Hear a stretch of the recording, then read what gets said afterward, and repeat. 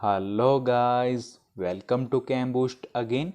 तो आज हम आपकी हैवी डिमांड पर डिस्कस करेंगे स्टीरियोकेमिस्ट्री ऑफ ऑर्गेनिक कंपाउंड्स, जिसमें हम बेसिकली आज इंट्रोडक्शन पार्ट को देखेंगे और थोड़ा हम आइसोमेरिज्म के बारे में भी देखेंगे और बाकी जो बच जाएगा उसको आने वाले लेक्चर्स में कंटिन्यू करेंगे। बहुत ही मज़ेदार लेक्चर होने जा रहा है, तो चलिए लेक्चर को बिना टाइम वेस्ट किए स्टार्ट करते हैं। तो चलिए डियर स्टूडेंट्स, सबसे पहले हम समझने की कोशिश करते हैं कि आखिर हमारे पास स्टीरियोकेमिस्ट्री की डेफिनेशन क्या कहती है। आइए फील लेते हैं। देखिए, हम स्टीरियोकेमिस्ट्री नेम को ही टू पार्ट्स में डिवाइड करते हैं। पहला पार्ट है stereo, second part chemistry. Stereo means space, means in 3 dimension, means chemistry in space और केमिस्ट्री इन 3 डायमेंशन। किसकी केमिस्ट्री इन स्पेस? एटम्स और उनके ग्रुप्स की केमिस्ट्री इन स्पेस कहलाती है स्टीरियो केमिस्ट्री। अगर हम स्पेसिफाइड मैनर में देखें तो आइए डेफिनेशन रीड करते हैं, देन मैं आपको एक्सप्लेन करता हूं। It is a branch of chemistry that deals with the spatial arrangement of atoms and groups in molecules। यानी हमारे पास मॉलिक्यूल्स में एटम्स और उनके ग्रुप्स की कैसी अरेंजमेंट है स्पेस में, उस ब्रांच ऑफ केमिस्ट्री को हम बोलते हैं स्टीरियो केमिस्ट्री। और यही बात मैंने आपको एक्सप्लेन की है। तो आई थिंक स्टीरियो केमिस्ट्री की डेफिनेशन आपको क्लियर हो गई होगी। अब हम चलते हैं हमारे मेन टॉपिक आइसोमेरिज्म की तरफ। बेसिकली डियर, हमारे पास ऐसे कंपाउंड्स होते हैं जिनका मॉलिक्यूलर फॉर्मूला तो सेम होता है, लेकिन कोई ना कोई फिजिकल और केमिकल प्रॉपर्टी डिफरेंट होती है, और ऐसे ही कंपाउंड्स को हम बोलते हैं आइसोमर्स। और जो ये फिनोमिना है उसे हम बोलते हैं आइसोमेरिज्म। यही बात हमने यहाँ लिखी है, compounds having same molecular formula but different chemical and physical properties are known as isomers and phenomena is known as isomerism।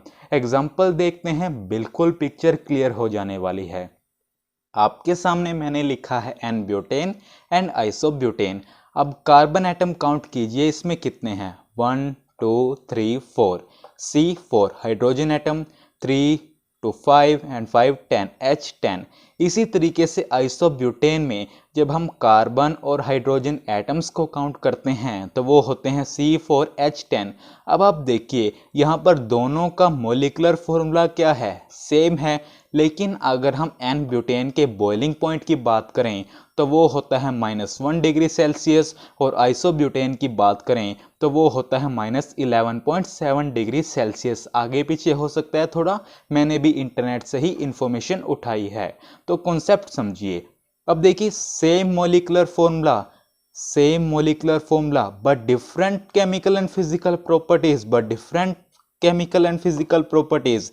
देखिए, इसका बॉइलिंग पॉइंट -1 डिग्री सेल्सियस, इसका बॉइलिंग पॉइंट -11.7 डिग्री सेल्सियस, लेकिन मॉलिक्यूलर फॉर्मूला MF दोनों का same है। और ऐसे ही compounds को तो हम क्या बोलते हैं? आइसोमर्स। और फिनोमिना को हम क्या बोलते हैं? आइसोमेरिज्म। आया फील आइसोमेरिज्म का? एक बार पूरी स्टोरी रिपीट कर लेते हैं, देन हम लेक्चर को आगे कंटिन्यू करेंगे। हमने सबसे पहले समझने की कोशिश की स्टीरियोकेमिस्ट्री की डेफिनेशन को। वो क्या कहती है कि ऐसी ब्रांच ऑफ केमिस्ट्री जिसमें हम स्टडी करते हैं मॉलिक्यूल्स में एटम्स और उनके ग्रुप्स का अरेंजमेंट स्पेस में, उसे हम बोलते हैं स्टीरियोकेमिस्ट्री। उसके बाद हमने आइसोमेरिज्म को देखा, यानी ऐसे कंपाउंड्स जिनका मॉलिक्यूलर फॉर्मूला तो सेम हो लेकिन chemical and physical properties different हो, ऐसे कंपाउंड्स को हम बोलते हैं आइसोमर्स। और जो ये फिनोमिना है उससे हम बोलते हैं आइसोमेरिज्म। तो आप इसे नोट कर लीजिए, फिर हम चलते हैं लेक्चर के नेक्स्ट सेगमेंट की तरफ। तो चलिए डियर स्टूडेंट्स, अभी हमने समझा आइसोमेरिज्म को। अब हम उन्हें फर्दर क्लासिफाई करते हैं। मैं आपको पूरा एक चार्ट की फॉर्म में दे देता हूं, आप इसे नोट कर लीजिएगा, पहले समझिए। अब देखिए, हमने आइसोमेरिज्म को समझ लिया है। अब आइसोमेरिज्म को हम फर्दर 2 पार्ट में स्टडी करते हैं, जिसमें पहला पार्ट है स्ट्रक्चरल आइसोमेरिज्म, सेकंड पार्ट है स्टीरियो आइसोमेरिज्म। स्ट्रक्चरल आइसोमेरिज्म में हमारे पास फर्दर 6 पार्ट हैं। पहला है चेन आइसोमेरिज्म, सेकंड है पोजीशन आइसोमेरिज्म, थर्ड है फंक्शनल आइसोमेरिज्म, फोर्थ है मेटामेरिज्म, फिफ्थ है टोटोमेरिज्म, सिक्स्थ है रिंग चेन आइसोमेरिज्म। इसी तरीके से जब हम बात करते हैं स्टीरियो आइसोमेरिज्म की, उसे भी हम फर्दर क्लासीफाई करते हैं टू पार्ट्स में। पहला है कन्फर्मेशनल आइसोमेरिज्म, सेकंड है कॉन्फ़िगरेशनल आइसोमेरिज्म। उसके बाद जो कॉन्फ़िगरेशनल आइसोमेरिज्म है डियर, उसको भी हम फर्दर टू पार्ट में स्टडी करते हैं। पहला है ज्योमेट्रिकल आइसोमेरिज्म, सेकंड है ऑप्टिकल आइसोमेरिज्म। ये ही हमारे पास लेखा जोखा है जो कि हमने स्टीरियो केमिस्ट्री में बहुत ही अच्छी तरीके से पढ़ना है। अब वन बाय वन हम इनको डिटेल में स्टडी करेंगे। फॉर द टाइम बिंग हम स्टार्ट करते हैं स्ट्रक्चरल आइसोमेरिज्म की। आइए समझते हैं कि आखिर हमारे पास स्ट्रक्चरल आइसोमेरिज्म क्या होता है। आइए डेफिनेशन रीड करते हैं, आपको सब समझ आ जाएगा, फिर भी मैं आपको एक्सप्लेन कर दूंगा। Compounds having the same molecular formula but different structures, that is different arrangement of atoms within the molecule, are called structural isomers and phenomena is known as structural isomerism। यानी ऐसे कंपाउंड जिनमें molecular formula तो same हो लेकिन structures different हो। Structures different हो इसका क्या मतलब कि उनमें जो एटम्स हैं उनका जो अरेंजमेंट है वो डिफरेंट हो। ऐसे कंपाउंड्स को हम बोलते हैं स्ट्रक्चरल आइसोमर्स, और जो ये फिनोमिना है उसको हम बोलते हैं स्ट्रक्चरल आइसोमेरिज्म। बहुत ही सिंपल सी डेफिनेशन है, आपको पिक्चर क्लियर हो गई होगी। अब आपको ये थोड़ा और अच्छे से समझ आएगा जब हम one by one in parts को समझेंगे। तो चलिए आप इस चार्ट को बना लीजिए, इसे नोट कर लीजिए, फिर हम चलते हैं हमारे first structural isomerism chain isomerism की तरफ। तो चलिए डियर स्टूडेंट्स, सबसे पहले हम अंडरस्टैंड करने की कोशिश करेंगे स्ट्रक्चरल आइसोमेरिज्म में चेन आइसोमेरिज्म को। क्या कहती है इसकी डेफिनेशन, आइए रीड करते हैं, देन मैं आपको एक्सप्लेन करता हूँ। Compounds having same molecular formula but different arrangement of carbon chain within the molecule, ये इंपॉर्टेंट है, इसे अंडरलाइन कर लीजिए, are called chain or nuclear isomers and phenomena is known as chain or nuclear isomerism। यानी ऐसे compounds जिनमें हमारे पास molecular formula तो सेम हो लेकिन जो कार्बन चेन का अरेंजमेंट है विद इन द मॉलिक्यूल वो डिफरेंट हो, तो ऐसे कंपाउंड्स को हम बोलते हैं चेन आइसोमर्स, और जो फिनोमिना है उसे हम बोलते हैं चेन और न्यूक्लियर आइसोमेरिज्म। कई बार आपसे नेम चेंज करके भी पूछ लेता है तो कंफ्यूज नहीं होना, एग्जाम्पल से समझते हैं, आपको पिक्चर और क्लियर होगी। आपके सामने मैंने फिर से वो एग्जाम्पल लिया है जो मैंने आपको आइसोमेरिज्म समझाते हुए लिया था एन ब्यूटेन और आइसोब्यूटेन का। अब देखिए, अब इसमें आप लॉन्गेस्ट चेन को सेलेक्ट कीजिए, 1 2 3 4। तो यहाँ पर हमारे पास जो पेरेंट चेन है उसके अंदर 4 कार्बन एटम है। यहाँ पर पेरेंट चेन के कितने होंगे, 1 2 3। अब देखिए इसका मॉलिकुलर फॉर्मूला हमारे पास कितना है, काउंट कीजिए, कार्बन 4 है, हाइड्रोजन 10 है, C4H10। इसी तरीके से जब हम आइसोब्यूटेन में मॉलिकुलर फॉर्मूला देखें वो कितना होगा, C4H10। अब देखिए हमारे पास मॉलिकुलर फॉर्मूला तो सेम है लेकिन जो कार्बन चेन का अरेंजमेंट है विद इन द मॉलिक्यूल वो डिफरेंट है। यहाँ पर पेरेंट चेन में कितने कार्बन हैं, 4, यहाँ पर पेरेंट चेन में कितने कार्बन हैं, 3। मतलब हमारे पास जो कार्बन चेन का अरेंजमेंट है वो डिफरेंट है लेकिन मॉलिकुलर फॉर्मूला क्या है, सेम है। तो ऐसे कंपाउंड्स को हम क्या बोलते हैं डियर, चेन आइसोमर्स, और जो फिनोमिना होता है उसे हम बोलते हैं चेन आइसोमेरिज्म। यही बात तो हमने यहाँ लिखी है, फिर से रीड करें, बिल्कुल समझ आ जाएगी। Compounds having same molecular formula but different arrangement of carbon chain within the molecule, different arrangement of carbon chain within the molecule are called chain और न्यूक्लियर आइसोमर्स, और जो फिनोमिना है उसे हम बोलते हैं चेन और nuclear isomerism.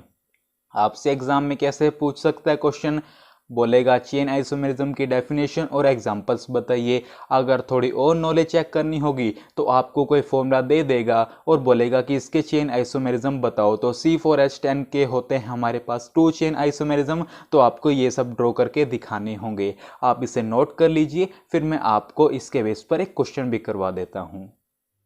तो चलिए डियर स्टूडेंट्स, एक टाइप तो क्या हो सकती थी क्वेश्चन की कि आपसे चेन आइसोमर्स या चेन आइसोमेरिज्म की डेफिनेशन पूछी और आपको एग्जांपल्स बोले लिखने के लिए। दूसरी टाइप क्या हो सकती है, आपको बोलेगा कि आपको चेन आइसोमर्स ड्रॉ करने हैं C5H12 के, या इसकी जगह कोई और भी फॉर्मूला हो सकता है, ज़रूरी नहीं है एज इट इज़ क्वेश्चन आए। हमारे पास हमें कॉन्सेप्ट सीखना है बस। अगर आपको चेन आइसोमर्स की डेफिनेशन क्लियर है तो आप इजीली ड्रॉ कर दोगे। तो सबसे पहले आप क्या कीजिए कि हमारे पास हमेशा ये ट्राई कीजिए कि स्ट्रेट कार्बन में हम सबसे पहला आइसोमर ड्रॉ करने की कोशिश करें। कार्बन 5 हैं तो 5 लगा देते हैं, CH3, CH2, CH2, CH2 and CH3। तो ये तो हमारे पास बन गया N पेंटेन। दूसरा हम क्या करेंगे, एक कार्बन को उठाकर इधर ले आएंगे इस वाले पर, यानी CH3, CH, CH3, CH2, CH3। एक और कार्बन इसके ऊपर ले आएंगे, CH3 carbon, CH3, CH3 H, 1 2 3 4 नहीं, एक और कार्बन आएगा हमारे पास। ये देखिए हमारे पास यहाँ पर कितने कार्बन हैं, 1 2 3 4 5। आपको ये जरूर याद रखना है कि हमारे पास कंटेंट कितने अवेलेबल है, कार्बन 5 हैं और हाइड्रोजन 12 है। ये याद रखोगे तो गलती नहीं होगी। देखिए 1 2 3 4 5, 5 कार्बन है, हाइड्रोजन काउंट कीजिए 3 to 5, 5 10 and 2 12। इसी तरीके से यहाँ पर 3 and 3 6 and 3 9 एंड 1 10 to 12। इसी तरीके से यहाँ पर 3 3 6 3 9 3 12। ठीक है, बिल्कुल ठीक है। तो हमारे पास ये बन गया, इसका नाम है हमारे पास आइसोपेंटेन। और देखिए और बन सकता है क्या कोई, लगाइए दिमाग। ये बन गया हमारे पास नियोपेंटेन। अब और क्या पॉसिबिलिटी हो सकती है कि ये वाला उठाकर ये इधर ले आएं तो ये सेम ही बन जाएगा, ये इधर आएगा तो ये सेम ही बन जाएगा। तो हमारे पास C5H12 के 3 ही चेन आइसोमर्स होंगे। कौन कौन से, एन पेंटेन, आइसोपेंटेन और नियोपेंटेन। आपसे एग्जाम में इनके IUPAC नेम भी पूछ सकते हैं, तो उसकी प्रैक्टिस भी आपको करके रखनी होगी। तो आप इसे नोट कर लीजिए, फिर हम चलते हैं लेक्चर के नेक्स्ट सेगमेंट की तरफ। तो चलिए डियर स्टूडेंट्स, अब हम अंडरस्टैंड करेंगे पोजीशन आइसोमेरिज्म को। तो चलिए सबसे पहले हम डेफिनेशन रीड करते हैं, देन मैं आपको एक्सप्लेन करता हूँ। Compounds which have the same structure of carbon chain but differ only in the position of the multiple double or triple bond or the functional group are called position isomers and the phenomena is known as position isomerism। यानी ऐसे compounds dear जिनमें हमारे पास जो carbon chain है उसका structure तो same हो, लेकिन अगर कोई मल्टीपल, डबल भी हो सकता है, ट्रिपल भी हो सकता है, बॉन्ड प्रेजेंट हो या कोई फंक्शनल ग्रुप प्रेजेंट हो, तो उसकी पोजीशन में वो दो कंपाउंड्स डिफर कर रहे हो, तो ऐसे कंपाउंड्स को हम क्या नाम देंगे, पोजीशन आइसोमर्स। और जो फिनोमिना होगा उसे हम क्या नाम देंगे, पोजीशन आइसोमेरिज्म। एग्जाम्पल देखते हैं, बिल्कुल पिक्चर क्लियर हो जाने वाली है। आपके सामने मैंने एग्जाम्पल लिखा है ब्यूट 1 इन एंड ब्यूट 2 इन का। अब यहाँ पर नंबरिंग कीजिए, यहीं से करेंगे, डबल बॉन्ड पास पड़ रहा है 1 2 3 4। इसी तरीके से यहाँ कहीं से भी कर लीजिए 1 2 3 4। देखिए हमारे पास पेरेंट चेन में कितने कार्बन है, 1 2 3 4। पेरेंट चेन में कितने कार्बन है, 1 2 3 4। देखिए हमारे पास जो कार्बन चेन का स्ट्रक्चर है वो तो सेम है, लेकिन यहाँ पर डबल बॉन्ड कौन सी पोजीशन पर है, फर्स्ट पोजीशन। यहाँ पर कौन सी पोजीशन पर है, सेकंड पोजीशन। मतलब ऐसे कंपाउंड जिनमें हमारे पास जो स्ट्रक्चर है कार्बन चेन का वो तो सेम हो, लेकिन किस में डिफर करें कि हमारे पास कोई डबल या ट्रिपल बॉन्ड प्रेजेंट है, उसकी पोजीशन में यहाँ पर कौन सी पोजीशन पे है, फर्स्ट, यहाँ पर कौन सी पोजीशन पर है, सेकंड। तो इनको हम क्या नाम देंगे, पोजीशन आइसोमर्स। और जो फिनोमिना है उसे हम क्या बोलते हैं, पोजीशन आइसोमेरिज्म। आया फील्ड डेफिनेशन का। एक एग्जाम्पल फंक्शनल ग्रुप वाले का भी ले लेते हैं। आपके सामने मैंने लिखा है n propyl alcohol and isopropyl alcohol. Numbering कीजिए 1 2 3।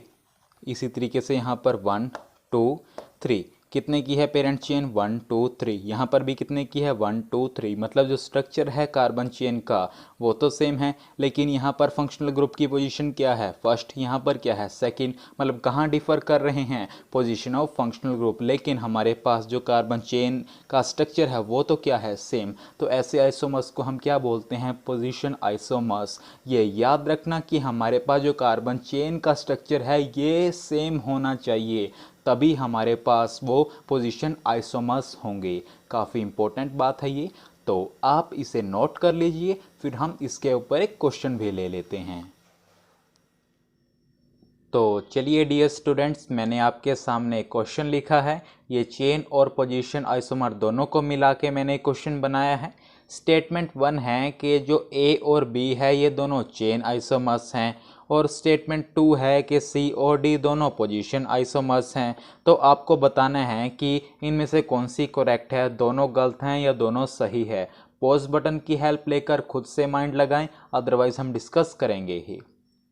तो चलो कर लिया ट्राई, आइए देखते हैं। अगर आपको डेफिनेशन क्लियर है ना तो कैसा ही क्वेश्चन दे दें आप कर लेंगे। चेन आइसोमर्स हमारे पास क्या होते हैं कि मॉलिक्यूलर फॉर्मूला सेम हो लेकिन जो हमारे पास अरेंजमेंट है कार्बन चेन का वो डिफरेंट हो। तो आप देख सकते हैं यहाँ पर हमारे पास फिनाइल है 3 कार्बन है 3 कार्बन है, हाइड्रोजन 7 है, हाइड्रोजन हमारे पास 7 है, तो हमारे पास मॉलिक्यूलर फॉर्मूला तो सेम है। और आप देख सकते हैं यहाँ पर कार्बन चेन का जो अरेंजमेंट है वो डिफरेंट है। तो ये दोनों क्या रिप्रेजेंट कर रहे हैं, चेन आइसोमर्स को ही तो रिप्रेजेंट कर रहे हैं। तो हमारे पास स्टेटमेंट 1 भी क्लियर हो गई, तो ये तो हमारे पास हो गई सही भाई।